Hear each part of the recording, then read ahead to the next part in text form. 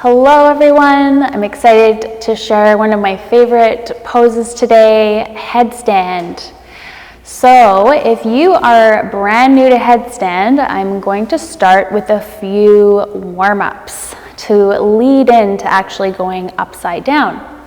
So if you are at home or wherever you are and you're brand new to coming into this shape, I recommend you pull your mat up against a wall to have that little extra support behind you. But ideally, you're going to build enough core strength and strength foundationally coming into this pose that you won't necessarily have to rely on a wall to support you. So with that being said, we want to have only about 10 to 20% pressure in the head itself. So as we move through these warm-ups, I want you to really be conscious of how much weight is actually going into your head, because we shouldn't feel any pinching or pain in the neck. If you are experiencing pain in the neck or the head, or if you're feeling lightheaded, it's just a signal to back off, coming to child's pose, take a break, and perhaps start just by working on these foundational movements. So it can take some time to strengthen your body in order to progress into the full headstand. So if you're not quite there yet, that's okay, just stick with it. So we're gonna start in a tabletop position. And the way that we find out where the elbows should be on the floor is by taking the fingertips and bringing them to either elbow. So ideally your elbows are going to be right underneath your shoulders in a stack. So if you find that your fingertips aren't reaching your elbows, the elbows are going to be too wide. So fingers to elbows. And then I'm going to interlace my fingers, and my hands are going to create like a cradle for the back of my head. So it's going to be the top third of your head that's balancing on the floor.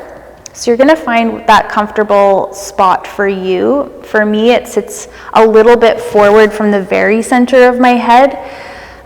If you balance a little too far back on your skull, the likelihood of you wanting to roll over and fall the opposite direction is going to be a little bit higher.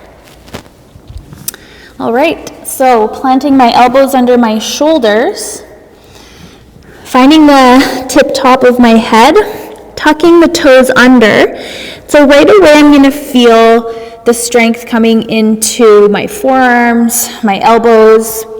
I'm engaging my body the way I would in a low plank. So we'll come into a low plank to start, just firing up the core. And one other thing before I start is I recommend coming into this pose after you've done a full practice. So when your body is feeling warm, when you've done core work, when you've done some strengthening through your legs. For me, I do it after I complete a full asana practice, and I feel that my body's warm, and I spend 5 to 10 minutes in headstand. So coming back into that low plank, again, just checking out your elbows. Tucking the toes under. So the first exercise we'll do, starting from a low plank, we'll just tippy toe the toes forward and back. Again, placing a lot of weight into my forearms.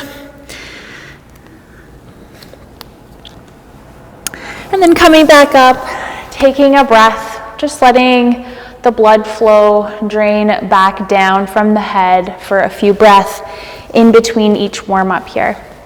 The second exercise, warming into headstand, we'll come back onto the forearms. Again, lifting the hips up, tucking the toes.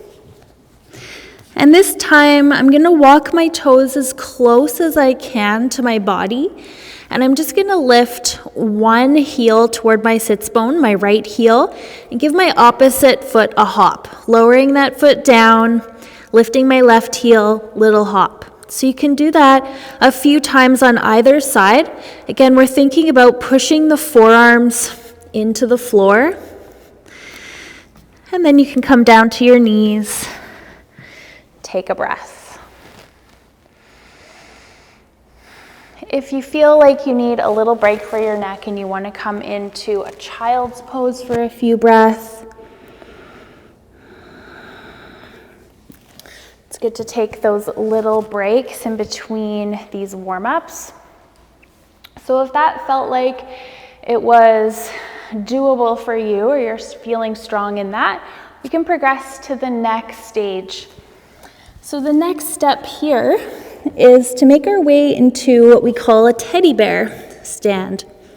So again, I'm going to make sure those elbows under my shoulders, tippy toe, close as I can towards my elbows.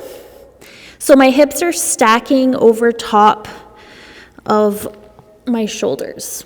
And then I'm going to bring both knees towards my body, keeping my navel plugged in. Focus your eyes on a single point. So focusing the gaze. And then coming back in, one knee at a time, nice and slow. Again, coming back up to seat and taking a breath. Just letting that blood flow, drain back out of the head, down to the legs. So checking in here, if you feel dizzy or lightheaded at all, you might want to pause and continue to build into it with the warm-ups. So there is one more way, another way that I'll show you today to come into the headstand, and this is what we call leg lift. So lifting one leg at a time and using one leg as like a counter lever, counterbalance. So coming down to the elbows, and if you're doing this and you can feel your toe touch a wall behind you, that's perfectly fine as well. So if you're doing this at home, you can use your elevated leg to touch the wall. So again, I'm lifting my hips, walking my toes close as I can. Then I'm gonna lift my right leg up. Same thing, I can give it a little hop. Little hop. Again, my weight is in my forearms and not as much in my head. Good, so my core is on fire. My legs are engaged and I'm lifting up through the balls of my feet. And then coming down from here, one leg at a time, I'm using that elevated leg to keep me balanced as I lower. Coming back to seat, taking a breath.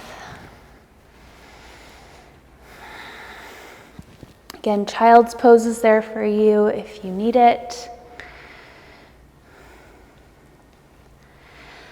And then I'll show you a little example of what you can progress into once you're feeling stable and strong in your neutral headstand. You can play with making different shapes or poses with your legs up in the sky. So some people come into lotus, like folding their legs in, and that one's very challenging. A couple other options are to place the soles of the feet together and part the knees wide upside down, or take eagle legs. Again, these are a little more advanced options. So I'll just give you a little example of what that might look like.